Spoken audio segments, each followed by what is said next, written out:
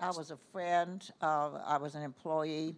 I was brought to Atlanta from my home in Los Angeles.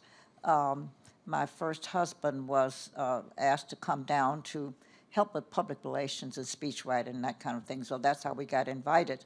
And I had traveled with Mrs. King on her nationwide concert tours before we moved to Atlanta. So having come to Atlanta, I saw the man who was bigger than what I'd seen him to be. I knew him as a Baptist minister, a man who had a mission, but I learned so much about him that he was a man first, and this is what I remember now the most, is that the man practiced what he preached. He had a lot of preachments, but he practiced all of them. I remember, and I was just talking to somebody about how when he and Stokely Carmichael broke their relationship, Stokely said to him, "I've got to leave you, Doc."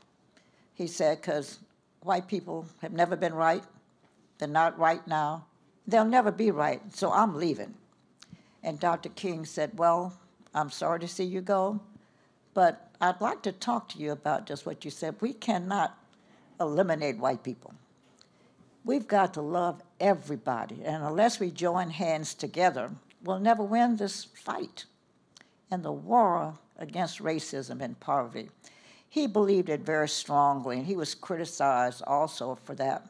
But it didn't matter to him. He had love in his heart for everybody, and he practiced it. Now, I tell people today, I remember a man who practiced what he preached, and that's not always the case with human relationships. You know, people promise you anything, deliver nothing. But when I came to Atlanta, I saw him in his bigger scope. He was a man who just believed that with his leadership and the fellowship he had with him, that he could redeem the soul of America. He wanted so much to do that.